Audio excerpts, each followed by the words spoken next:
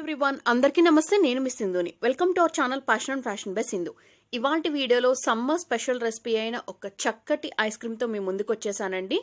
ఈ ice cream recipe prepare చేయడానికి పెద్దగా మనకి ఎక్కువ ఇంగ్రీడియంట్స్ కూడా ఏమీ అవసరం లేదు. ఆల్మోస్ట్ ఆల్ అన్ని ఇంట్లో అవైలబిలిటీలో ఉన్న ఇంగ్రీడియంట్స్తోనే చాలా తేలిగ్గా ఈ ఐస్ క్రీమ్ అనేది ప్రిపేర్ చేసుకోవచ్చు. రెసిపీ ప్రిపరేషన్ కోసం ఫస్ట్ స్టవ్ మీద ఒక ప్యాన్ పెట్టుకున్నాను. ఇందులోకి 1/2 లీటర్ ఫుల్ క్రీమ్ మిల్క్ అంటే ఫుల్ ఫ్యాట్ మిల్క్, చిక్కటి పాలు ఉంటాయి కదా, అది యాడ్ చేశాను.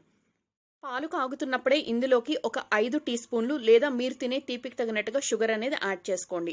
కేవలం లో హీట్లోనే పాలు ఒక పొంగు వచ్చే వరకు బాయిలింగ్ అనేది చేసుకోవాలి. పాలు బాయిల్ అవుతున్నప్పుడు మనకి పైన పేర్కొంటున్న మీగడి అలాగే సైడ్స్ పేర్కొంటున్న మీగడిని కూడా స్క్రాప్ చేసుకుంటూ మనం బాయిలింగ్ అనేది చేసుకోవాలి. మీన్వైల్ ఒక బౌల్లోకి 2 టేబుల్ స్పూన్ల వరకు వెనీలా ఫ్లేవర్డ్ కస్టర్డ్ పౌడర్ని యాడ్ చేసుకున్నాను. అందులోకి ఒక స్మాల్ టీ గ్లాస్తో కాచి చల్లార్చుకున్న పాలు రూమ్ టెంపరేచర్లో ఉన్నవి యాడ్ చేశాను. కస్టర్డ్ పౌడర్ పాలు రెండింటిని కూడా ఎటువంటి లంప్స్ లాంటివి అంటే చిన్న చిన్న ఉండలాంటి ఏమీ ఏర్పడకుండా స్మూత్ టెక్స్చర్ వచ్చేలాగా నేను రెడీగా పెట్టుకున్నాను మిక్స్చర్ అనేది. ఈ మిశ్రమం రెడీ చేసుకునేటప్పుడు ఉండల్లాంటి ఏర్పడితే కస్టర్డ్ ప్రిపరేషన్ చేసుకునేటప్పుడు కూడా ఉండల్లానే వస్తుందండి. సో స్మూత్ ఫ్లోయింగ్ టెక్స్చర్లో ఉండేలాగా రెడీ చేసుకోవాలి. మీన్వైల్ మనకి పాలు అనేవి ఒక ఉడుకు పట్టి ఇలా మరుగుతూ ఉంటాయి. ఇప్పుడు ఒక చేత్తో కస్టర్డ్ మిక్స్ని పోస్తూ మరొక చేత్తో గెరెట్తో కంటిన్యూస్గా కలుపుకుంటూనే ఉండాలి. కస్టర్డ్ మిక్స్ వేసిన తర్వాత పాలు అనేవి చాలా ఫాస్ట్గా థికెన్ అయిపోతాయండి. సో కంటిన్యూస్గా మిక్స్ చేసుకుంటూనే ఉండాలి, లేదా అడుగు పట్టేయటం, లంప్స్ లాంటివి ఏర్పడటం స్టార్ట్ అయిపోతుంది. వీడియో క్లిప్లో చూపిస్తున్న కన్సిస్టెన్సీ వచ్చిన తర్వాత ఫ్లేమ్ అనేది టర్న్ ఆఫ్ చేసి హీట్ అనేది కంప్లీట్గా ఆరే వరకు వెయిట్ చేయాలి. సో మనకి వేడి మొత్తం కంప్లీట్గా తగ్గేసరికి ఈ కస్టర్డ్ మిశ్రమం అనేది మరికొంచెం చిక్కగా అవుతుంది. ఇప్పుడు ఈ మిశ్రమం మొత్తాన్ని ఒక మిక్సీ జార్లోకి ట్రాన్స్ఫర్ చేయాలి. హై స్పీడ్లోనే ఒక ఫ్రాక్షన్ ఆఫ్ సెకండ్స్ మనం గ్రైండింగ్ చేసుకోవాలి. గ్రైండింగ్ చేసుకుంటే మనకి మిశ్రమం అనేది కొంచెం నురగలాగా టెక్స్చర్ వస్తుంది. ఇప్పుడు ఈ మిశ్రమం మొత్తాన్ని ఒక ఎయిర్ టైట్ కంటైనర్లోకి ట్రాన్స్ఫర్ చేసుకుని మూత అనేది టైట్గా పెట్టేసి డీప్ ఫ్రిడ్జ్లో అంటే ఫ్రీజర్లో ఒక 2 అవర్స్ పాటు మనం రిఫ్రిజరేట్ చేసుకోవాలి.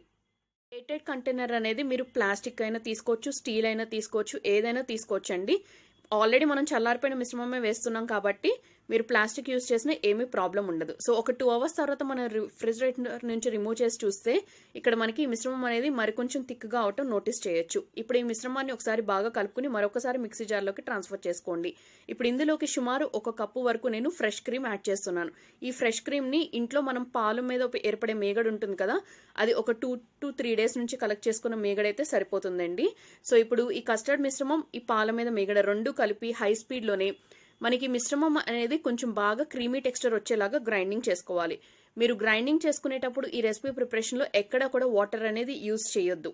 సో వన్స్ ఇలా గ్రైండింగ్ మొత్తం కంప్లీట్ అయిపోయిన తర్వాత ఈ మిశ్రమం మొత్తాన్ని ఒక ఎయిర్ టైట్ కంటైనర్లోకి ట్రాన్స్ఫర్ చేసుకోండి. ట్రాన్స్ఫర్ చేసుకున్నాక ఈ మిశ్రమం మీదకి సరిపడా ఒక ప్లాస్టిక్ షీట్ కానీ, అల్యూమినియం ఫాయిల్ పేపర్ కానీ, బటర్ పేపర్ కానీ ఈ మిశ్రమానికి టచ్ అయ్యే విధంగా మనం పెట్టాలి.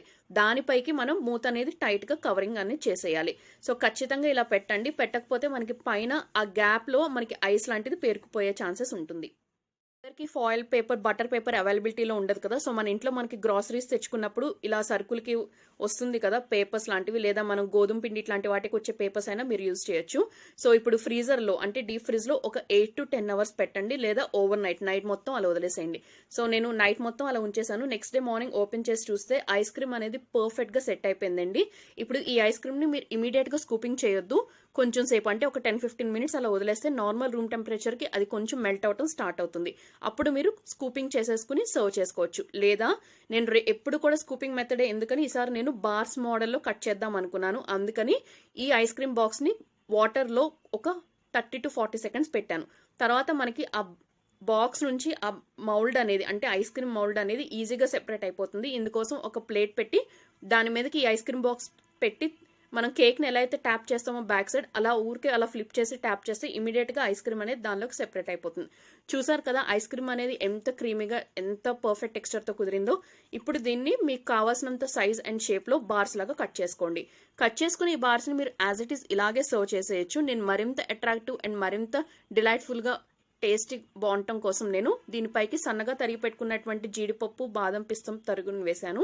అలాగే కొన్ని అసార్టెడ్ టూటీ ఫ్రూటీ కలర్స్ కూడా వేశాను.